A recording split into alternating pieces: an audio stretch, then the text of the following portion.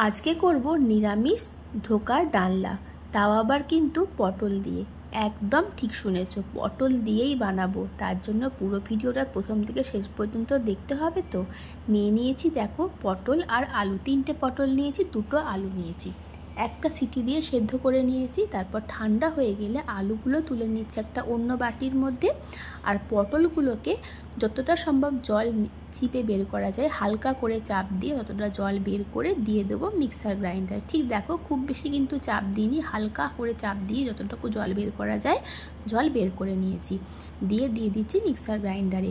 আর এই পটলের সঙ্গে দেবো সামান্য একটু ছোলার ডাল, কারণ টাইট না হলে কিন্তু ধোকাগুলো বানানো যাবে না, সেই জন্য এখানে সামান্য ছোলার ডাল ব্যবহার করতেই হবে। দেখো ডালগুলোকেও কিন্তু ভিজিয়ে রেখেছিলাম প্রায় 4-5 ঘন্টা। তারপর ডালগুলোকেও জল থেকে ছেঁকে দিয়ে দিচ্ছি এর মধ্যে।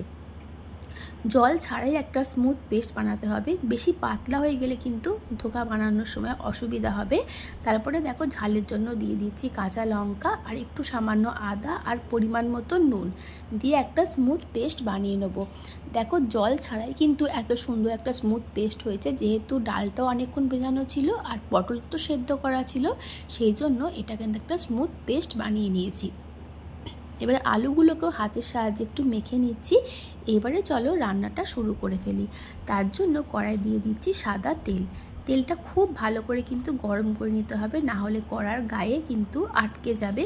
তো তেলটা খুব ভালো মতন গরম হয়ে গেলে এর মধ্যে দিয়ে দিলাম সামান্য একটু কালো জিরে ফোড়ন। তারপরে দিচ্ছি বেটে রাখা পটল ছোলার ডালের পেস্ট, দিয়ে দিলাম পরিমাণ মতন হলুদ। যেহেতু আগেই নুনটা ব্যবহার করেছি সেই জন্য এখানে আর নুন দিচ্ছি না। ভালো করে মিশিয়ে নিয়ে আমি এখানে এবার দেব যে সেদ্ধ করে রেখেছিলাম আলুটা, সেই সেদ্ধ করা আলুটা ততক্ষণ পর্যন্ত করতে হবে যতক্ষণ না একটু শুকনো শুকনো হয়ে আসছে আর কড়ার থেকে উঠে আসছে। দেখো এভাবে নাড়িয়ে চাড়িয়ে করে যেতে হবে, না হলে কিন্তু আটকে যাবে কড়ার গায়ে, সেই জন্য ভালো করে নাড়িয়ে চাড়িয়ে করে নিতে হবে। তো দেখো আমার ওটা কিন্তু রেডি হয়ে গেছে। এখন একটা থালার মধ্যে সামান্য অয়েল দিয়ে অয়েল ব্রাশের সাহায্যে একটু চারিদিকে লাগিয়ে নিচ্ছি, যাতে ওই পুরটা লেগে না যায় থালাতে, তার জন্য তুলতে সুবিধা হয় সেই জন্য। তো দেখো ওইদিকে আমার ওইটা কিন্তু একদম তৈরি হয়ে গেছে, তোমরা দেখে বুঝতেই পারছো কড়ার থেকে উঠেও আসছে আর পুরো টাইট হয়ে গেছে সে। তো এটা আমার একদম তৈরি হয়ে গেছে। এবার এটা আমি তুলে নেবো ওই থালাটার মধ্যে, যার মধ্যে আমি তেল মাখিয়ে রেখেছি আগেই। তো আমার এটা একদম তৈরি হয়ে গেছে। এবার এটা আমি তুলে রাখবো যে থালাটার মধ্যে তেল মাখিয়ে রেখেছিলাম সেই থালাটার মধ্যে। আর এই গরম অবস্থাতেই কিন্তু এটা ভালো করে একটু চারিধারটা সমান করে নেব, যাতে ধোকার শেপে কাটতে আমার সুবিধা হয়। আর গরম অবস্থাতেই কিন্তু কাজটা করতে হবে, ঠান্ডা হয়ে গেলে কিন্তু করা যাবে না, তাই গরম অবস্থাতেই এটা করে নিতে হবে। তো খুন্তির সাহায্যে গরম অবস্থাতে আমি এটা করে নিয়েছি। এবার এটা ঠান্ডা হওয়া পর্যন্ত অপেক্ষা করে নেব। ঠান্ডা হয়ে গেলে সুন্দর করে পিস পিস করে কেটে নেব। তো দেখো ঠান্ডা হয়ে গেছে আর একদম সুন্দরভাবে তৈরিও হয়ে গেছে। দেখো দেখে বুঝতেই পারছো কত সুন্দরভাবে কাটাটাও হয়ে যাচ্ছে। তো এইভাবে পিস পিস করে ধোকার আকারে কেটে নিয়ে তারপরে এগুলোকে ভেজে নেব। তো চলো এগুলো কেটে নিই, তারপরে ফিরে আসছি।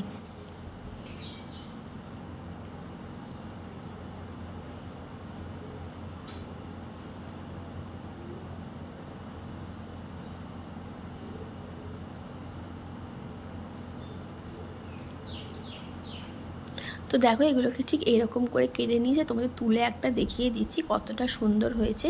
যেমন দেখতে সুন্দর হয়েছে তেমন খেতেও কিন্তু বেশ ভালো হয়েছিল। তুমি কিন্তু এগুলো বানালে কিন্তু কেউ বুঝতে পারবে না যে এটা পটল দিয়ে বানানো, যতক্ষণ না তুমি বলে দিচ্ছ যে এটা পটল দিয়ে বানানো। তারপরে দেখো কড়াই দিয়ে দিচ্ছি সর্ষের তেল, এগুলোকে ভেজে নেব, দিয়ে বানাবো এর একটু গ্রেভি। খুব হালকা হাতে উল্টে পাল্টে গ্যাসের ফ্লেমটা লো টু মিডিয়ামে করে প্রত্যেকটা লাল লাল করে ভেজে নেব।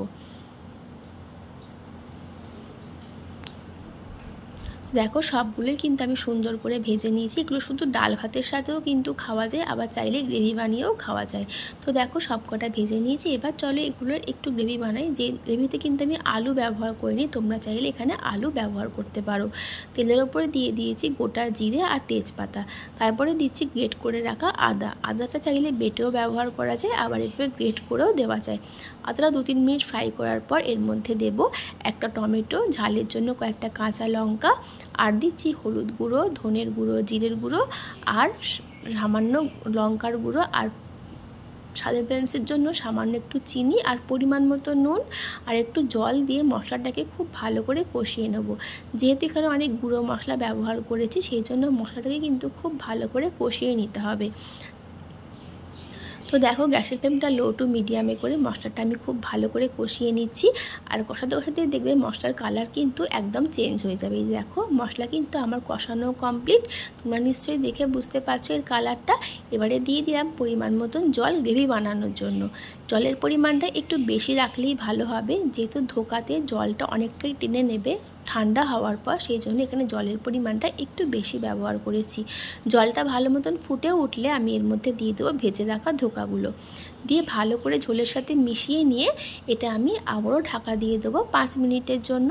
আর গ্যাসের ফ্লেমটা অবশ্যই কিন্তু লোতে করে দিতে হবে। তো লোতে করে দিয়ে ঢাকা দিয়ে দিচ্ছি 5 মিনিটের জন্য। 5 মিনিট পর আবার ফিরে আসবো। দেখো 5 মিনিটের মধ্যেই কিন্তু আমার রান্নাটা একদম কমপ্লিট হয়ে গেছে, আর এগুলোও কিন্তু একদম সুন্দরভাবে তৈরি হয়ে গেছে। এইবারে আমি এর মধ্যে দেব লাস্টে একদম সামান্য গরম মশলার গুঁড়ো। আর দেখো একটাও কিন্তু ভেঙে যায়নি ঝুলিতে দেবার পর, সব কটা একদম গোটা গোটা আছে।